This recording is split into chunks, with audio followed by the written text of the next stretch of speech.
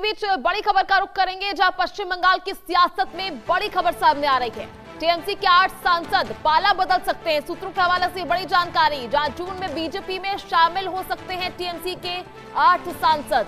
काकोली समेत 8 सांसद पाला बदल सकते हैं। ये बड़ी जानकारी, ये बड़ा उलटफेर जो है सियासत में नजर आ रहा है। ऐसे में पश्चिम बंगाल में हाल ही में हुए सत्ता परिवर्तन के बाद ऑल इंडिया तृणमूल कांग्रेस यानी तृणमूल कांग्रेस में आंतरिक कलह और असंतोष बढ़ गया है। इसी राजनीतिक उथल पुथल के बीच अटकलें लगाई जा रही हैं कि कई टीएमसी सांसद और विधायक पाला बदलकर भारतीय जनता पार्टी में भी शामिल हो सकते हैं। सूत्रों के मुताबिक टीएमसी के 8 सांसद जून से पहले उसके पहले हफ्ते में ही बीजेपी ज्वाइन कर सकते हैं। इसके संकेत भी मिलने लगे। कुछ ही दिन पहले टीएमसी सांसद काकोली घोष दस्तीदार को गृह मंत्रालय की ओर से Y+ कैटेगरी की सुरक्षा दी गई है। चलिए, ज्यादा जानकारी के लिए हमारे सहयोगी रैनिक दत्ता इस वक्त हमारे साथ लाइव जुड़ गए हैं। रैनिक, किस तरह की हलचल जो है फिलहाल पश्चिम बंगाल की सियासत में देखने को मिल रही है? 8 सांसद बीजेपी में शामिल हो सकते हैं, बड़ी खबर।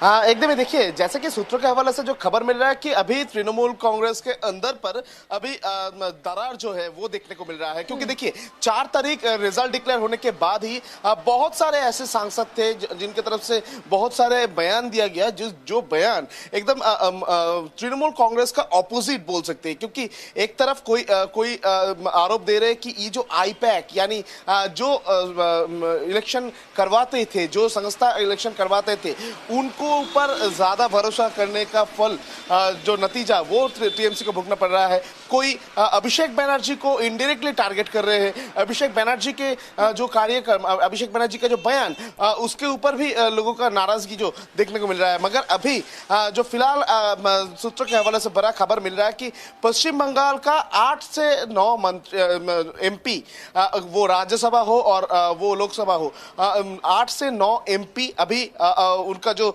सूर है वो दूसरे दिशा पर जा रहा है। और ऐसा भी सूत्रों के हवाले से खबर मिल रहा है कि बीजेपी के साथ भी कांटेक्ट किया जा रहा है ये MP के साथ। जैसे कि सूत्रों के हवाले से खबर मिल रहा है, देखिए जो जानकारी मिल रहा है कि राज्यसभा का MP और उसके साथ लोकसभा का MP दोनों ही कांटेक्ट कर रहे हैं। और जिस तरीके से बगावत का सूर देखने को मिल रहा है उनके मन में, तो इस पे एक बात साफ हो जा रहा है कि एक सवाल भी पैदा हो रहा है, क्या बीजेपी पे फिर से आने का कोशिश इन लोगों की तरफ से किया जाएगा? क्या बीजेपी की तरफ से इन लोगों को एक्सेप्ट किया जाएगा? देखिए, सत्ता परिवर्तन होने के बाद ही पश्चिम बंगाल में बहुत सारे तृणमूल लीडर ममता बनर्जी का मीटिंग पर नहीं गए थे।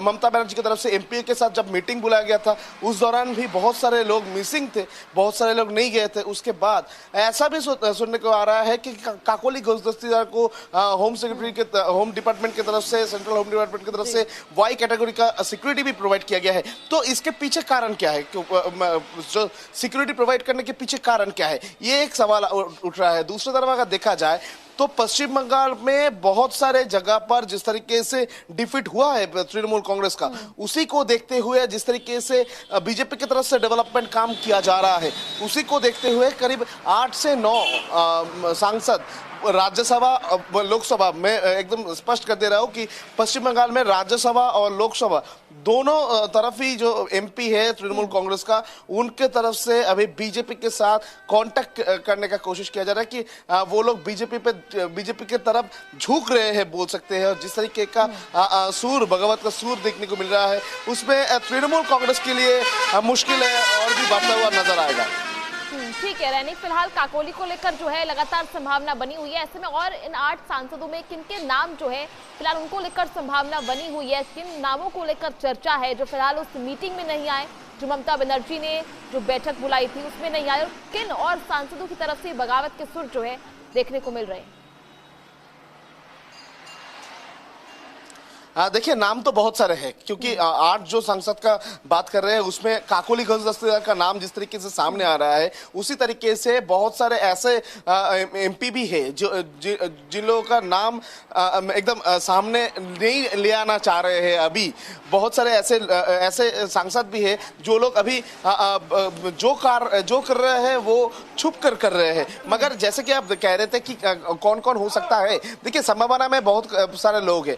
जिस संभावना में जिस तरीके से काकुली घोष दस्तीदार है, उसी तरीके से अगर देखा जाए तो सुदीप बंदोपाध्याय का नाम सामने आ रहा है, उसी तरीके से सागरिका बनर्जी का नाम सामने आ रहा है, उसी तरीके से अगर देखा जाए जो नया आया है कोयल मौलिक, उनका नाम सामने आ रहा है, और भी जो सांसद है कोयल बनर्जी, उनका नाम सामने आ रहा है। इस तरीके का बहुत सारे नाम जो है वो अभी फिलहाल सामने आ रहा है। संभावना जो है वो देखने को मिल रहा है कि बहुत सारे नाम का संभावना का एक लिस्ट ऑलरेडी तैयार हो चुका है, और जिसमें 8 से 9 सांसद राज्यसभा और लोकसभा मिलाकर अभी बीजेपी की तरफ झुके हुए हैं बोल सकते हैं। तो एक तरह से देखा जाए तो रैनी, क्या ये कहा जा सकता है कि फिलहाल तृणमूल कांग्रेस जो है पूरी पार्टी पर एक खतरा मंडरा रहा है, टूट सकती है पार्टी?